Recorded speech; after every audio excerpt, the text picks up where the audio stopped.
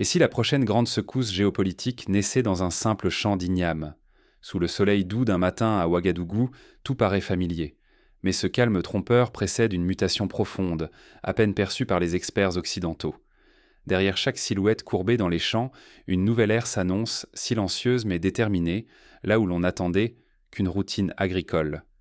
Tandis que les États-Unis s'alarment de la flambée des prix alimentaires et que l'Europe dresse de nouvelles barrières commerciales, un élan discret s'intensifie au Burkina Faso. Les exportations d'igname ont bondi de 44% en quelques années à peine. Ce chiffre bouleversant pour un pays enclavé du Sahel lance un avertissement à l'économie mondiale. Ce n'est pas qu'une statistique, c'est un séisme sous la surface. Dans la rue, la rumeur prend de l'ampleur. S'ils ferment leur marché, nous ouvrirons nos champs. Une phrase limpide, reflet d'une volonté populaire, transformer la contrainte en force, la culture vivrière en acte de souveraineté. Ce slogan, né sur la place du marché de Bobo Dioulasso, est repris sur les radios locales et partagé dans les réunions de famille. Il est devenu un cri de ralliement, un identifiant collectif pour ceux qui veulent voir leur nation s'émanciper. L'igname, tubercule humble mais vital, se métamorphose en symbole. Il relie la terre natale à la diaspora dispersée sur tous les continents, ravivant le rêve d'une Afrique maîtresse de son avenir. Pour des millions de familles, chaque récolte, chaque cargaison tisse à nouveau le fil d'une identité panafricaine, tout en affirmant leur rôle dans la sphère économique mondiale. On raconte qu'à chaque fête de la moisson, des familles entières célèbrent non seulement la nourriture, mais aussi la victoire sur l'adversité économique.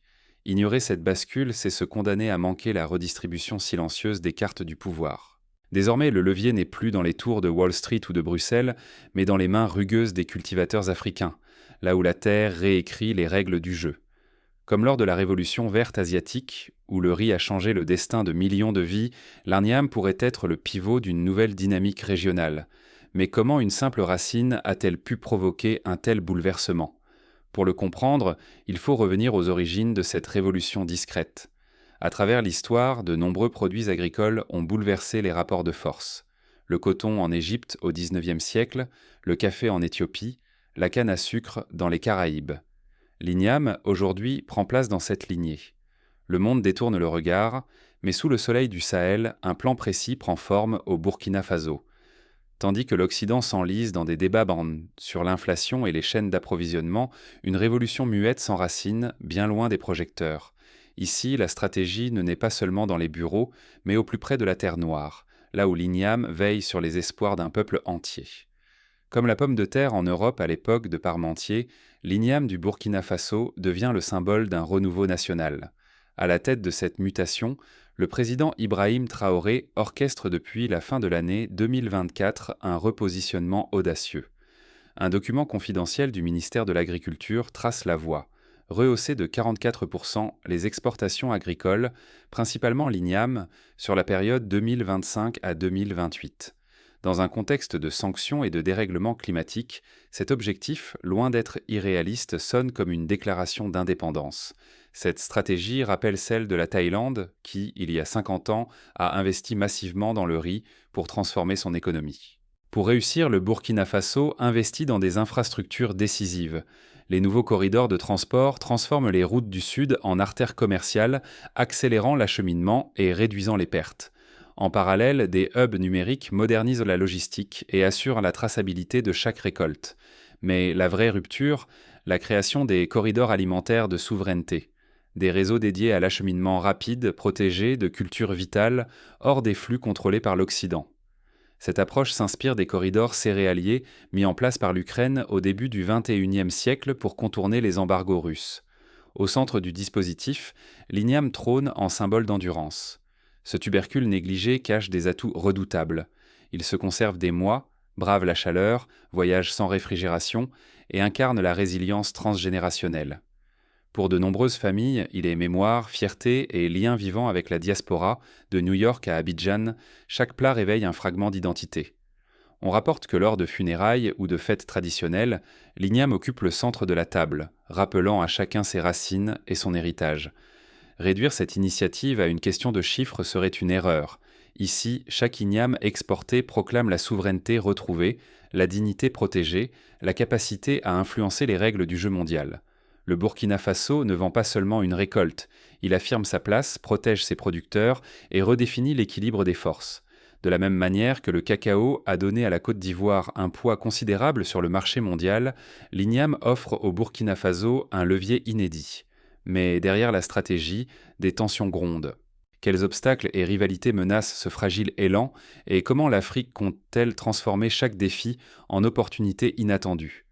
Sur le terrain, la pression monte. Entre logistique, climat et rivalité géopolitique, chaque étape menace l'équilibre du plan.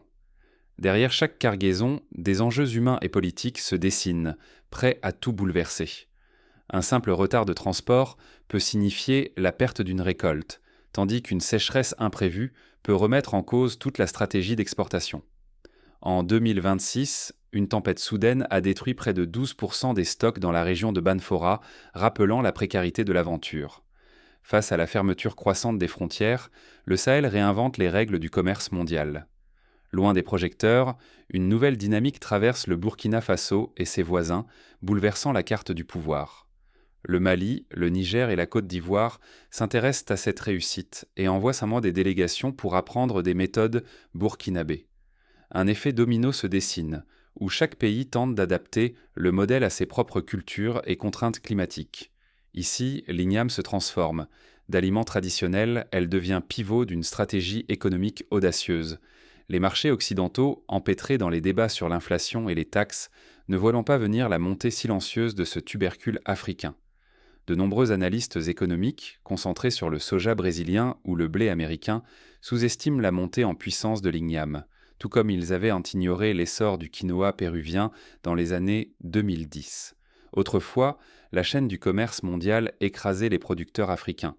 Les intermédiaires étrangers imposaient dans leurs prix, contrôlant les marges, ralentissaient tôt les échanges. Mais la digitalisation et l'organisation locale ont changé la donne. À Bobo-Dioulasso ou à Banfora, les agriculteurs enregistrent désormais leurs récoltes sur des plateformes numériques et vendent directement à l'international, récupérant la valeur qui leur échappait depuis des décennies. C'est la même transformation que celle vécue par les producteurs de café colombiens grâce à la blockchain, qui leur a permis de suivre et sécuriser chaque sac expédié. Cette révolution dépasse les frontières du Burkina Faso. La diaspora africaine, notamment installée en Amérique du Nord et dans les Caraïbes, joue un rôle clé. Aux États-Unis, le prix de l'igname a bondi de près de 18% en 2 ans, un record.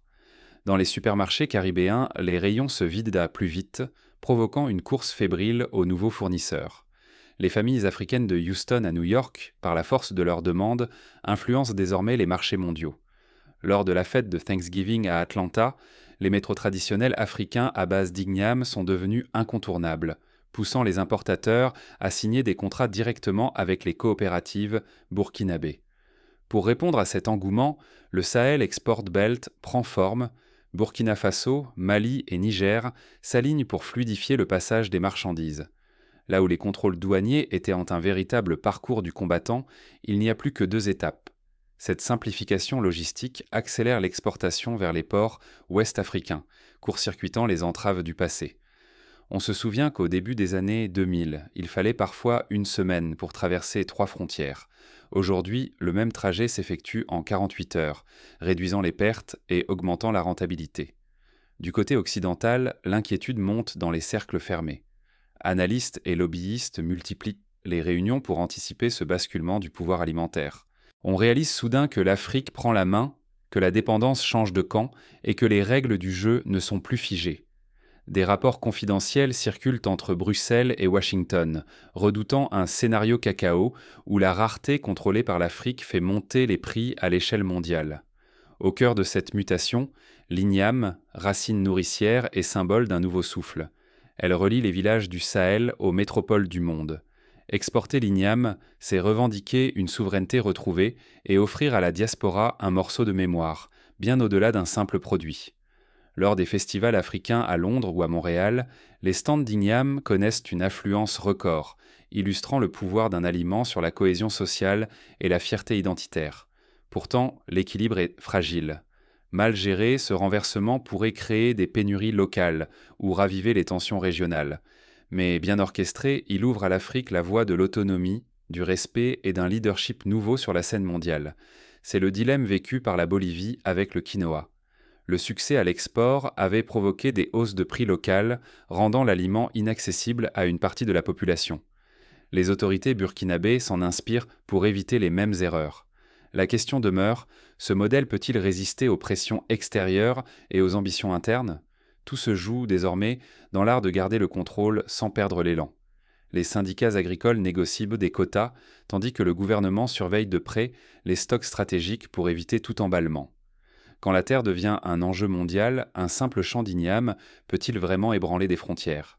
Cette interrogation, naguère naïve, circule désormais parmi les décideurs, des marchés poussiéreux aux salons feutrés des chancelleries. Au Burkina Faso, l'appel de la terre rassemble une génération entière. Des jeunes désertent les villes pour revitaliser les villages du sud. Partout, des fêtes moissonneuses redonnent fierté et espoir, les écoles rouvrent grâce à l'argent du tubercule, et la stabilité, longtemps un mirage, semble soudain accessible. Même les sceptiques l'admettent, il ne s'agit plus de survivre, mais de se reconstruire et d'affirmer une identité nouvelle. Des associations de femmes, comme les Reines de l'Igname, à Waïgouya, lancent des programmes d'autonomisation, prouvant que la dynamique dépasse largement l'économie. Sur le plan politique, l'effet domino est immédiat. Les budgets locaux se transforment, on réduit les achats venus de l'Occident, on préfère investir dans les pistes rurales ou la conservation. Une dynamique régionale prend forme. Le Burkina Faso, le Mali et le Niger, jadis rivaux, s'allient autour d'un corridor agricole inédit où l'igname devient le ciment d'un commerce panafricain.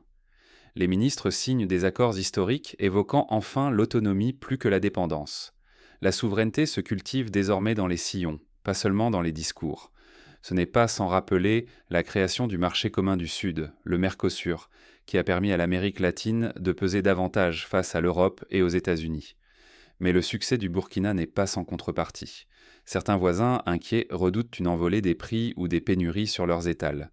Pour préserver la stabilité, le gouvernement burkinabé instaure des quotas d'exportation, double les taxes pour protéger son marché et multiplie les campagnes de sensibilisation auprès des producteurs. L'euphorie cède parfois à la vigilance. Nul ne veut qu'un triomphe rapide compromette l'équilibre fragile du pays. En 2027, lors d'une hausse inattendue des prix à Ouagadougou, des manifestations ont éclaté, poussant l'État à intervenir rapidement pour réguler le marché. À l'international, la surprise laisse place à la crispation. Aux États-Unis, des analystes redoutent la montée d'un pôle africain capable de bousculer l'ordre établi du commerce vivrier. L'Europe, elle, renforce ses contrôles sanitaires et restreint les importations, invoquant la sécurité alimentaire. Pourtant, ni la bureaucratie ni la pression extérieure ne ralentissent l'élan nouveau. La vraie bataille pour la souveraineté se joue désormais dans la poussière des champs. En coulisses, des négociations s'ouvrent avec le Brésil, la Chine et l'Inde, avides de sécuriser leur accès à l'igname burkinabé, tandis que des investisseurs turcs proposent de financer de nouveaux entrepôts de stockage. Ce qui n'était qu'une politique agricole devient une arme d'influence. Le Burkina Faso, par la force de ses ignames, lance un défi à toute l'Afrique. Comment accélérer son essor sans perdre la stabilité chèrement acquise? Entre tensions internes, jalousie voisine et résistance internationale, la menace plane toujours.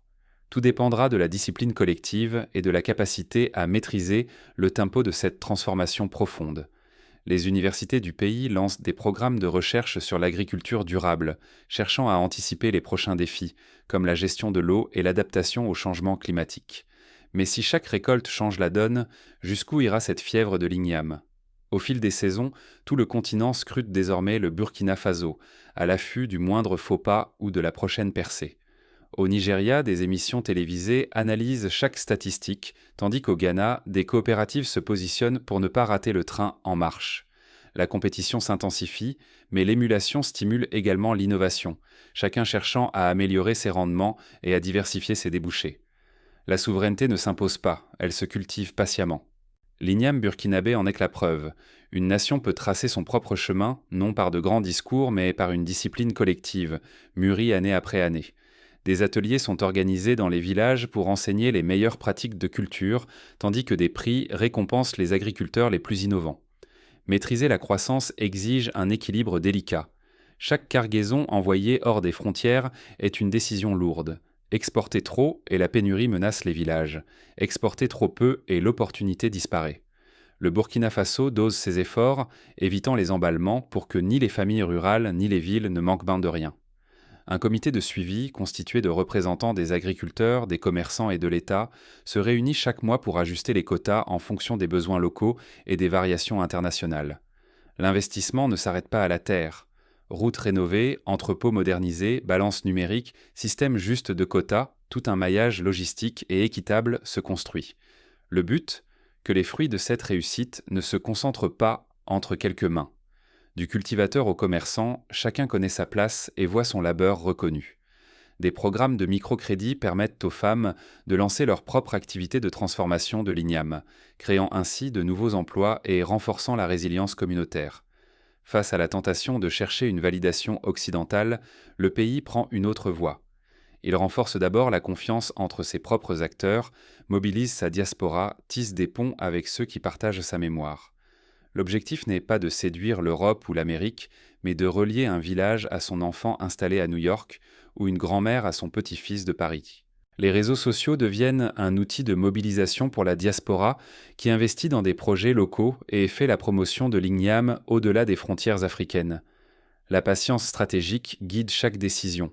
Chaque saison, chaque récolte repositionne le pays sur la carte des puissances agricoles. Exporter, ce n'est pas seulement déplacer des tubercules, c'est redéfinir l'équilibre mondial, offrir une alternative là où d'autres ferment leur marché et proclamer sans bruit que l'Afrique ne sera plus spectatrice.